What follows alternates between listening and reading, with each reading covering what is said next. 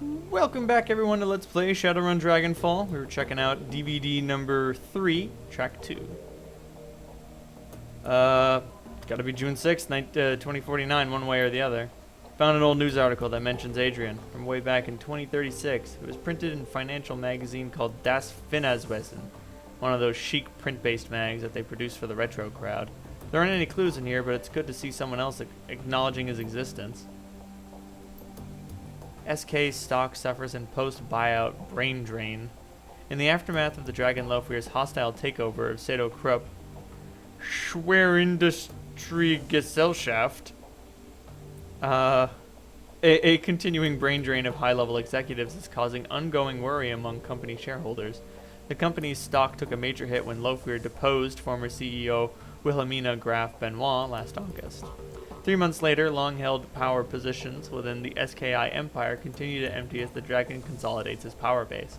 The most recent casualties of Lofweir's takeover include Alexandra Kobayashi, former COO of Seder Munitions, Matthäus Donner, former treasurer of Ruhr Datafax, and Werner Harding, former CEO of DL Defense. Harding stepped into the role to replace Dr. Adrian Vauclair, who disappeared under mysterious circumstances 2 years ago. So there you have it. That's what they have to say about Adrian, a mere 2 years after his disappearance. My brother, the footnote. Meaningless stream of text. Looks pretty meaningless. Ow, damn it. Another one? Let's hope track 5 works. Dr. Vauclair, it is my sad duty to inform you by unanimous vote of Aufsichtsrat, your position as CEO of DL Defense will be terminated at the end of this calendar month. Your continued misallocation of company funds to pursue personal agendas cannot and will not be tolerated any longer.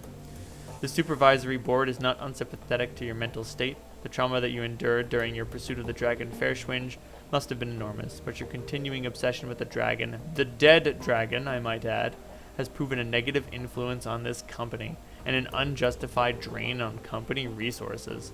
The board wishes you all the best in your future endeavors. We have prepared a generous severance package to assist you in this time of transition. If there is anything more that we can do to help you, please don't hesitate to ask.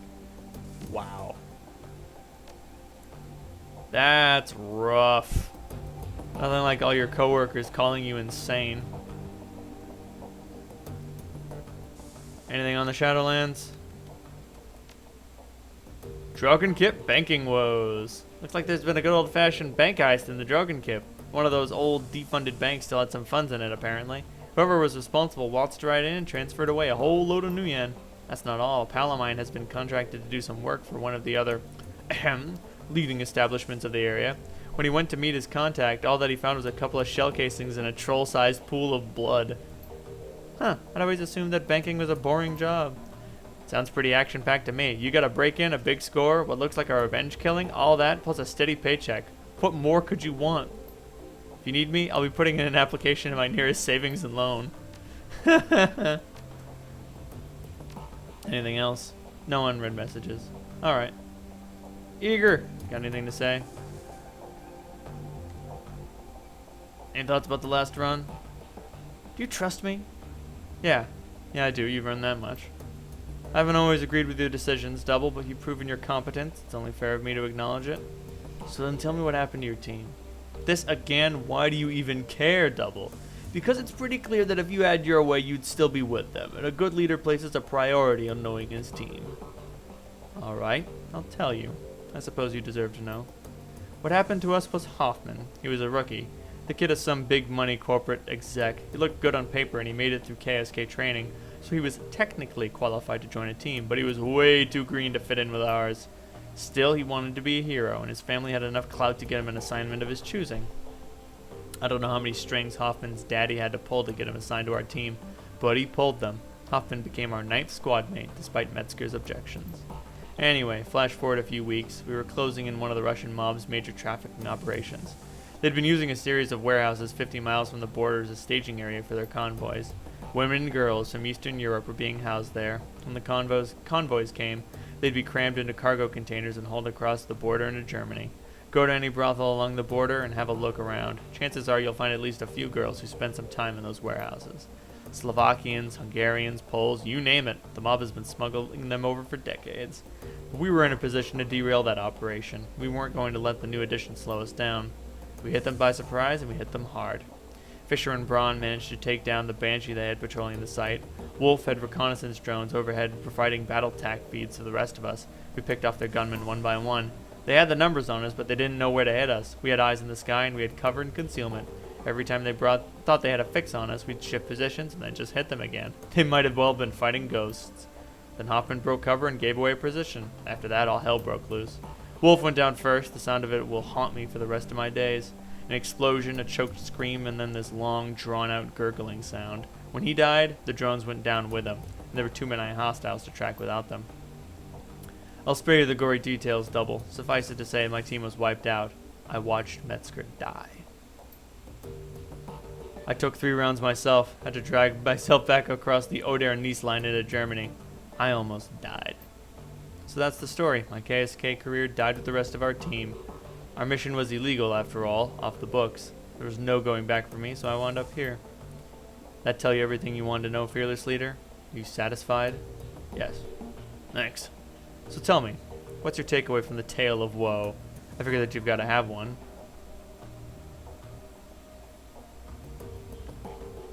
When Monica died, you blamed me because I was new to the team. I'm not Hoffman. Yeah, I know that. And you're right to point it out. I might have judged you too harshly because of him. Everything else I said was justified. Giving you command of this team was a hasty decision, made for the wrong reasons. I stand by that assessment. But between then and now, I've been watching you like a hawk, and you've grown, Double. You weren't the right choice to lead before. I still believe that. But you are now. Thanks, Eager. Good talk. Till next time. Let's see if Glory has anything more to share. Need anything? How you doing? Golden as always, Double. No problems here. If I didn't know any better, I'd think you were warming up to me. I suppose that you might say that. I don't talk to many people, Double Decker. It just doesn't seem to be worth the effort. I don't really feel much anymore. Not since. She caresses the chrome of her forearm with a hand made of articulated steel. This. If that's true, then why are you still talking? I suppose because you've shown an interest and because you haven't let me push you away. I don't want to mislead you, Double Decker. I still don't feel anything. Not warmth or friendship or even trust. But I can appreciate the effort you're making. It's something new, and it's worth exploring. So you ready to tell me about that, Chrome? I'm getting there, Double, but you have to give me some time. The answers will come when they do. Well, you said that things went bad when you turned 14. Let's start from there. I'd rather not. Why? Because I don't see a reason to. The memories are unpleasant, and dredging them up doesn't serve any real purpose. You're wrong about that. The last time we talked, it had an impact on you. That's reason enough to continue. I suppose that's true. Feeling discomfort is better than feeling nothing at all. Hey, feeling nothing at all. How about that acute essence loss? Alright, here's the deal, Double Decker. I'm going to talk, you listen. When I'm done, I'm done. No complaints, no arguments. We'll see what happens. Deal? Deal. Right. So a few days after my 14th birthday, I began to express. Magically. So you're... Go on. Anyway, I turned 14 and awakened. I don't even remember how my parents found out about it anymore. I think that my dad caught me playing with a tiny city spirit that I coaxed out of a pile of garbage. Something like that. With everything that happened afterward, those days are kind of a blur. What I do remember is my father's response to the revelation that his little girl was a witch. A hex. He beat the living shit out of me with his fists, and then his belt, and then a claw hammer he grabbed out of his toolbox. All the while my mother was screaming and flailing at him. She took a couple of good licks with the hammer, too. I'd very much like to murder your father. It's a common sentiment, believe me, but I appreciate the thought. So finally, after what felt like an hour, Dad stopped tuning me up with the hammer. I had broken ribs, a busted arm, and I couldn't see out of my left eye. My entire right side was covered with one giant bruise, and I was bleeding all over the place, making a real mess on the carpet. The old bastard spat on me, his bleeding, crying daughter. He spat at me and told me that I was Dis Teufelsur, the devil's whore, and then he kicked me out of the house. As I was crawling away, my father told me that if he or any of my Cruisritter brothers ever saw me again, they'd treat me as the Berlin chapters treats the enemies of God. If you're not familiar with how the Cruisritters here in Berlin deal with heretics, it's decidedly less pretty than what my dad and his buddies did to their victims. I got the hint, and the next morning I hitched a ride out of Stuttgart. Gutsy move. Smart kid. Not that smart, but we'll get to that in a minute. I wound up in Tübingen, sorry. I figured it'd be a safe enough place to find medical attention, maybe to call home. It's not far from Stuttgart, but it has a huge student community that I figured I could blend into. The university there had a decent magic department. My ride dropped me off at the university hospital, and they patched me up pretty good. Had some questions for me about how I got so beaten up, but I lied. Told them I had been mugged, which played nicely into my complete lack of cash, credit, and identification. We're gonna fast forward through the next few years. I was a kid on the street, got by as best I could, doing whatever I had to. The rest we can leave up to your imagination. Good? You did what you had to? I'm no stranger to that to myself. I don't think anyone working in the shadows is. I figured you'd understand. So anyway, I lived on the streets for a few years. Got used to being hungry all the time. Got used to getting rained on. Got by. I was painfully aware that I had magical talents, but without any kind of training or guidance, I didn't really know how to use or develop them. Truth be told, they scared me, so I more or less ignored them. So it just sort of went like that until a few days after my 17th birthday, I met Marta, and everything changed. Marta was a sweet girl. At first I took her for a street kid like me. Her clothes were a little ratty, and she seemed comfortable being near me, but she also looked well fed and happy. Those were two things that I hadn't been in years. We started hanging out, and before I knew that was happening, I was in love. There was a genuine attraction between Marta and me, I think. But I also think that a lot of my affection for her came from the fact that she was the first person in years to give a damn about me. She cared, and I loved her for that. Looks flustered. Her composure's been cracked. Keep going. Marta told me about a place where she'd been hanging out. She invited me to join her there. It was called Fairstyle, the fireplace. It was sort of a commune for dispossessed youth. It turns out that a lot of street kids I'd known over the years had moved there. The way that they'd disappeared, I'd assumed they'd been kidnapped or killed. I'd gone back to their parents, but they were here. I remember being kind of angry about it, like, how did everyone get the memo about this but me? Marta calmed me down. It was good at helping me work through my feelings. I wound up following her to Fairstyle, to a street kid. It was basically paradise. The owner, a guy named Harrow, had set up this little farm just outside Tübingen, in the Schobuck Forest. The Schobuck is officially a nature park, but not many people go there nowadays. Too much fear of paranormal animals, I guess. Anyway, park or not, it was plenty big enough for us to hide in, and it was also safe and pretty. The farm was well stocked with food. Most importantly, Fairstyle gave us a sense of community and stability that we'd never had on the street, and we loved Harrow for that. He became like a surrogate father to us. You recognize the distinctive flush in her cheeks. She seems to have come once more out of a reverie. That's enough for now. I need to process all of this, and I don't want to continue forward until I've had enough chance to do that. I know that this all happened years ago, but I guess it's still pretty raw to me. So I'm going to ask you to give me some space for a while. She turns away, and the frost begins to creep back into her voice. We can pick this up later. Oh boy. Oh boy. Those glory issues, man. How much new yen do I have? 5,897 new yen. Oh. Soon. Soon. I'm gonna get that deck. Gonna get that cyberware. She's still not selling the Excalibur. Although I wouldn't be surprised if she just doesn't ever sell anything that you can't use. It'd be mean. Any more donations? The work program has been a rousing success. At this point, we only have one more goal in mind to round out the year. I've been in negotiations with Air Buragazi to lease another building in the Cruise Bazaar. The construction is much more modern and sturdy than our old shelter. Our people would be better protected there. In addition, the extra floor space would open up a host of new options for our organization. One other thing, Double. If we reach this goal, I would like to name the building after you. You are, after all, our primary benefactor. With 500 new yen, we could make the purchase. Whatever you could spare would be very appreciated. 500 new yen? Samuel! You know I can afford that. This is incredibly generous. Thank you, mein Freund. Not a big deal, Sam. Just do good with it. I don't know what to say.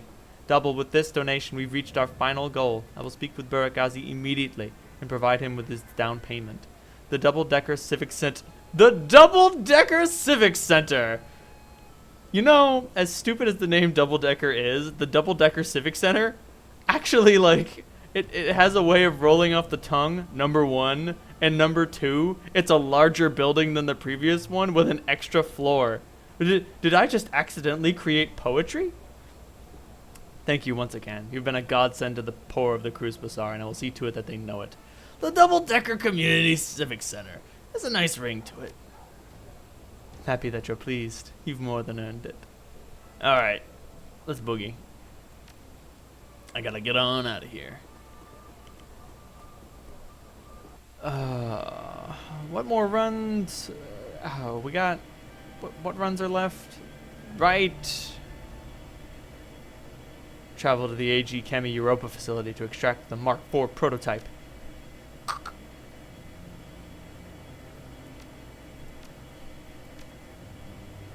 We'll take the usual suspects.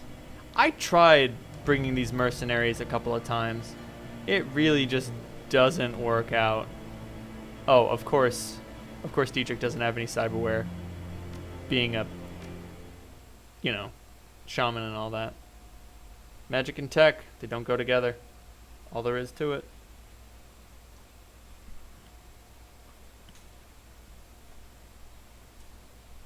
Well, except for technomancers.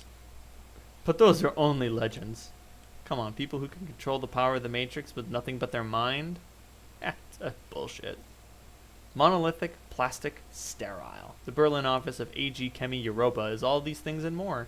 The worst qualities of modern corporate culture, all mixed into a toxic stew and sluiced into a single prefab office building. Thankfully, you shouldn't have to stay long. According to the intel that your client provided, this should be a simple smash and grab operation, and you've been given the tools to carry it out with minimum fuss. The Mark VI prototype, whatever it is waiting for you on the 25th floor, so it's time to go and get it. Oh no, I don't want that. I want the machine gun. Wait, where the hell is my rifle? I had it before. Oh, okay. Apparently I have a fourth invisible slot. Oh, what? How? What the hell? Karma available. Nah, it's only 5 karma. I can't really spend that on much of anything. So wait, let me check my inventory real quick. Okay, now my sword is missing. This is not good. I don't want that grenade launcher. What the hell is going on? Alright, shipping crate. Project Atlas. Hopefully I'll have 4 slots by the time I get into combat. Otherwise I'm gonna feel really stupid running around without a sword. Plug in the little black box. All the lights in the garage turn off. You just killed the main power for most of the building. Handy little thing. Alright, let's go. Gotta say, quite the piece of tech. Alright, I am gonna cut it here before we go too far on. Maybe try to figure out what the hell is going wrong with my inventory. Or maybe I'll just leave it the way it is, you know. Let's just see what happens. But that's it for me right now. Good night, everyone. See you next time, and let's play Shadowrun Dragonfall.